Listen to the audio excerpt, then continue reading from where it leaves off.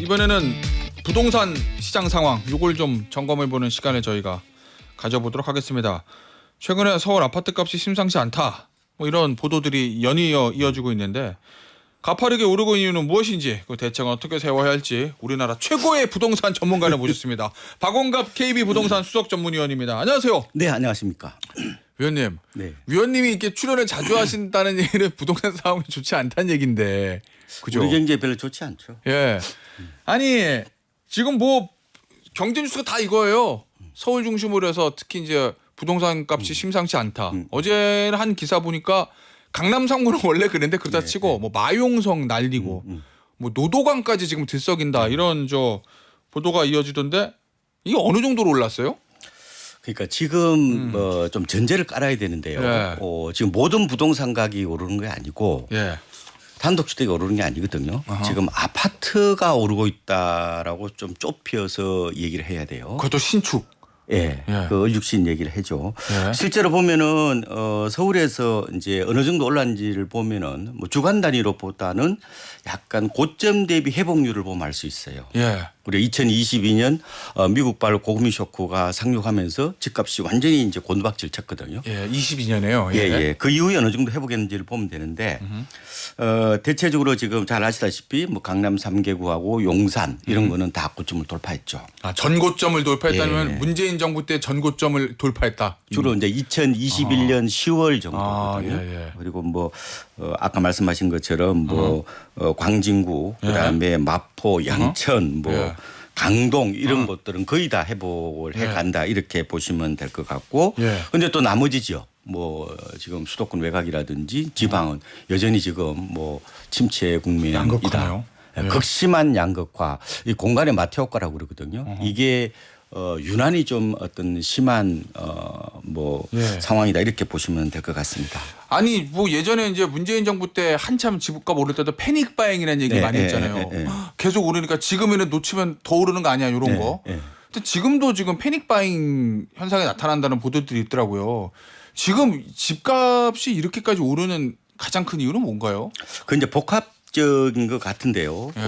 제 생각에는 일단은 공급 부족에 대한 불안 심리가 내재해 있다고 보면 되고요. 그리고 이제 내달에 이제 대출의 문턱이 높아지잖아요. 3단계 뭐 스트레스 DSR. 그러면 대출해서 집을 못 사는 게 아니냐. 지금 사야 된다. 그런 위기의식들이 어떻게 보면은 집단화된 거죠. 그래서 막판 이제 수요가 또 몰려오고 있고. 막판 수요. 그리고 이제 진보 정권이 들어서면은 통화량이 불려서 집값이 올라간다는 그런 이제 기대죠. 그게 이제 과거의 경험이 어느 정도 누적됐죠. 일종의 학습 효과거든요. 그런데 그게 이게 어느 정도 지금 거래량에 어느 정도 영향을 주고 있다. 뭐 그렇게도 볼 수가 있을 것 같습니다. 아니 그 진보 정권 얘기요. 사실은 쭉 보면은 뭐 어찌 됐건 간에 우연인지 그게 필요한지 모르겠는데 문재인 정권 때 집값 왕창 올랐고 노무현 정권 때도 많이 올랐고 맞습니다. 그럼 지금 이재명 정권에도 초기 오르거든요. 윤석열 정권 때 집값 안 올랐고 이명박 정부 때는 뭐 그때는 또 대외 변수가 있어서 집값 많이 내렸고. 근데 지금 맞는 거예요? 진보 정권 언론에서 그거를 너무 이 범위를 좁혀서 얘기를 하는 것 같아요. 제가 제대로 한번 분석을 해봤거든요. 그런데 그것도 편향이에요. 왜냐하면은 노무현 정부 때하고 문재인 정부 때하고 이제 김대중 대통령 시절에 제가 이제 국민은행 아파트 전국 아파트 시세를 조사해 보니까 거의 30%대 올랐습니다. 다 같이. 똑같이요. 그런데 이제 김영삼 정부 때 한 3.2% 그다음에 이명박 정부 때 한 16% 정도 올랐죠. 그러니까 비교적 좀 안정돼 있다고 보면 되는데 그러면은 이렇게 이제 그 도식을 만들어낼 수 있잖아요. 진보 정권 집값 급등. 그런데 노태우 정부 때 무려 70%가 올랐습니다. 노태우 정부 때. 그리고 전두환 대통령 때도 많이 올랐고요. 그래서 당시에 거시적인 상황 이런 것들도 좀 보면 판단해야 된다는 건데 제 생각인데 왜 사람들이 진보 정권의 집값이 많이 오른다는 그런 기억을 갖고 있을까? 이게 심리학적으로 일종의 최신성 편향이라고 그래요. 최신성. 그러니까 최근 일에 대해서만 굉장히 어떻게 보면 강한 기억을 갖고 있는 거죠. 문재인 정권 때 수요 억제 정책 썼다가 집값 급등한 거 그 기억이 그냥 너무 강렬해서 그런 건가요? 그렇죠. 그걸 이제 심리학적으로 피크 엔드 법칙이라고 해요. 강렬했던 거. 그다음에 마지막 기억. 이게 이제 결국은 비성적 어떤 그런 과열에 예. 상당한 영향을 지금 주고 있다 이렇게도 볼 수가 있을 것 같습니다. 알겠습니다. 네.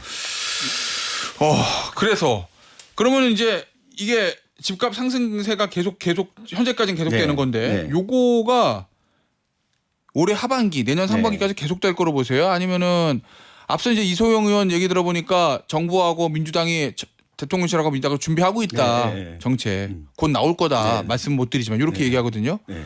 그러면 어떻게 보세요, 위원님은? 올 하반기나 내년 상반기까지 계속 될까요? 아니면 아니요, 저는 그 하반기 들면은 약간 주춤할 거라고 보고 있습니다. 예.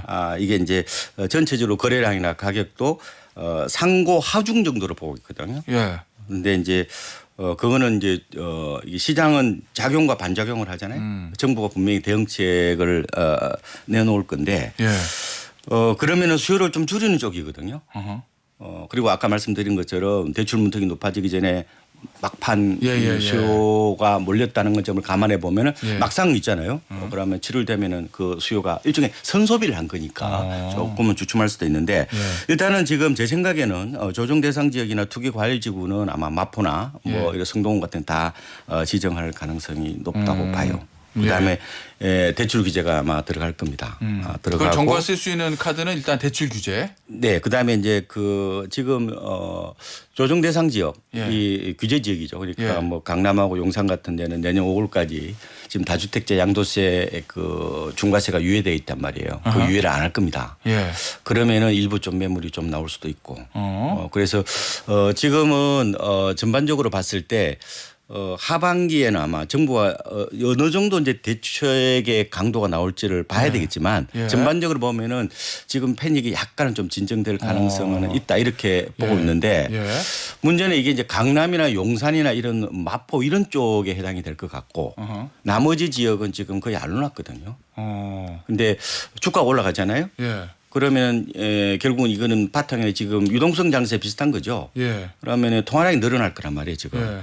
그러면은 이 물이 있잖아요. 높은 데서 아래로 흐르죠. 예. 그동안 안 올랐던 데가 생각보다 많습니다. 어. 이쪽으로 아마 약간은 순환매라고 그러는데 예.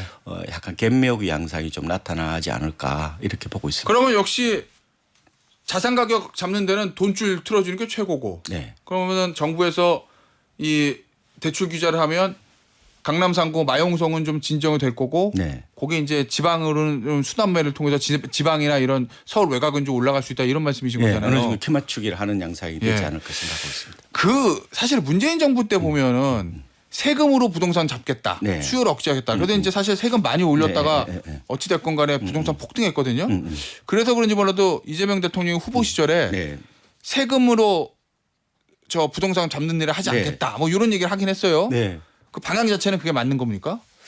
왜냐하면 그게 예. 맞고 안 맞고가 문제가 아니라 예. 사실상 그 실패했거든요. 아. 그럼 그걸 다시 할 필요 없는 건데. 예. 근데 제가 이제 그거를 좀 더 문학적으로 문학적.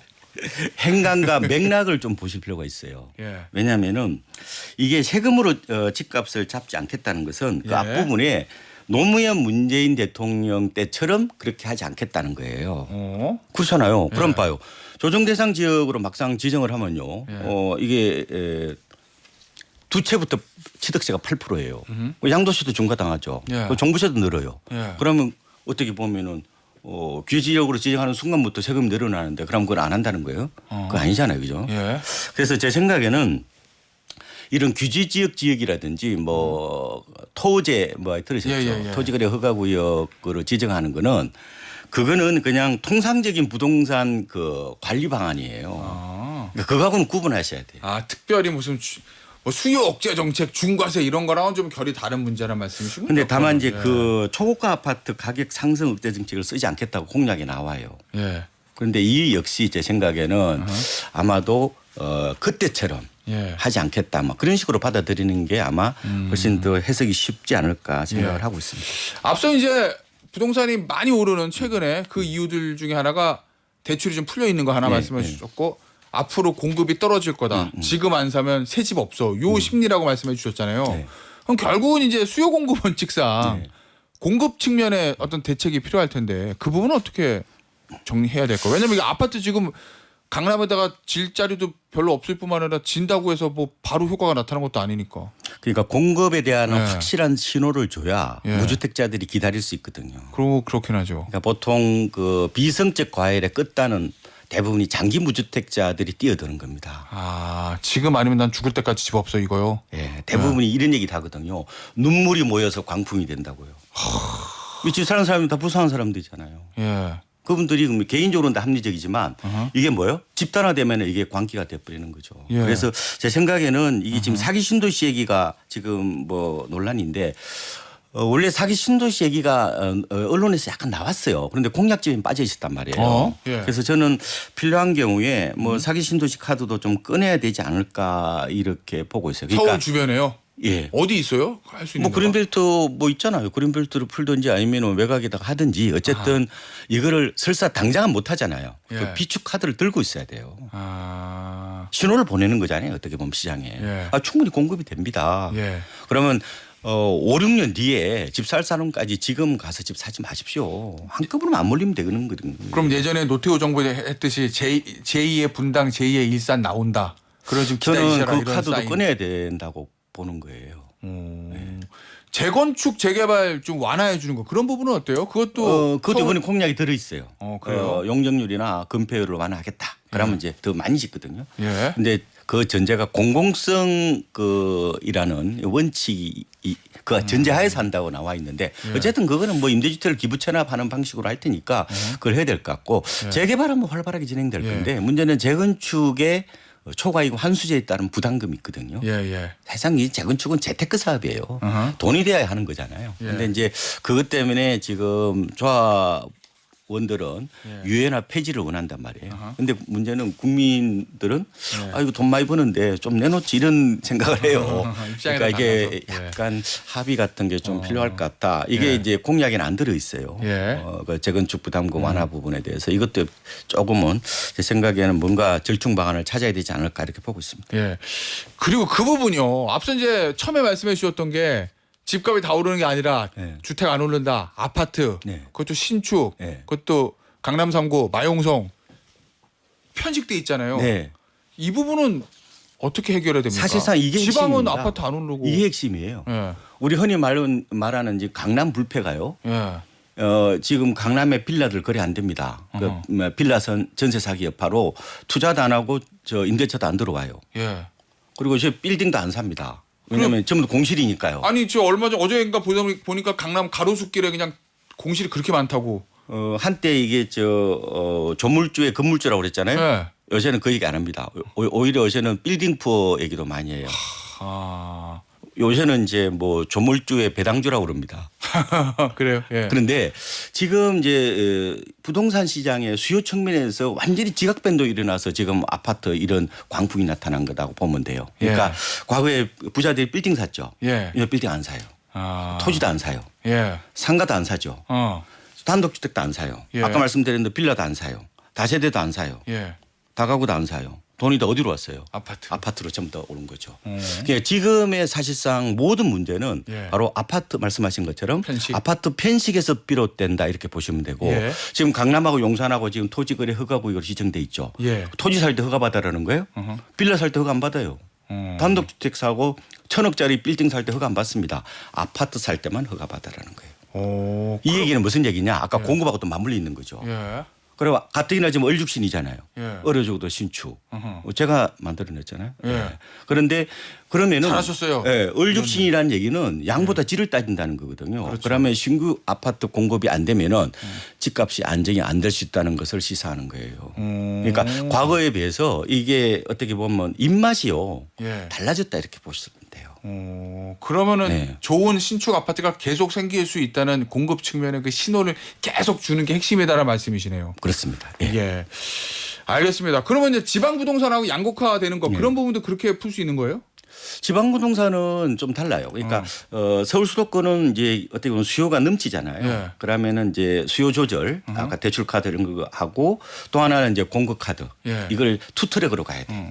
근데 지방 그렇게까지 할 필요 없어요. 지방은 올려줘야 되는 거죠? 전체 미분양의 80%고 자꾸 또 젊은 층들이 유출이 되니까 지금은 지방은 약간 진작하는 방향으로 가는 게 맞다. 아, 예, 알겠습니다. 자, 마지막 질문입니다. 1분 남았는데요. 네. 위원님, 집 언제 사야 돼요? 그거는 이제 동네마다 다 달라요. 그래서 저는 이게 타이밍 제기보다는 약간 그 가격 메리트를 보고 판단하시는 게 나아요. 가격. 지금 아까 저 인기 지역들은 그 정고점을 다 돌파했잖아요. 예. 그리고 가보면요. 호가가 2억 3억씩 차이 나요. 그걸 따라잡는 순간부터 내가 어떻게 보면 그 상투 잡는다 이렇게 예. 볼 수 있습니다. 근데 의외로 수도권에서 고점 대비해 20% 이하로 떨어진 곳들이 지금 너무 많습니다. 그래요? 예. 뭐 그런 곳에 가서 좀 싸게 매입하는 게 좋은 것 같고 내 집 마련은요 이게 주식하듯이 하면 안 돼요. 뭐 이런 게 추경 매수 있잖아요. 그다음에 뭐 달리는 말에 올라타라 그런 거 컨셉을 가지시면 안 돼요. 가장 잘하는 거는 싸게 사는 겁니다. 싸게? 불황기 때. 그러니까 많이 떨어져 있는 걸 산다는 어떤 생각이 어떻게 보면 가장 지혜롭다. 저는 이런 말씀을 드리겠습니다. 올라타지 마라. 추경매수는 주식에서나 해야지 부동산은 큰일 난다. 이런 말씀이세요. 예. 알겠습니다. 오늘 지금 부동산 상황 대한민국 최고의 부동산 전문가 얼죽신이라는 용어를 만들어낸 박원갑 KB 부동산 수석 전문위원과 함께했습니다. 위원님 감사합니다. 네, 고맙습니다.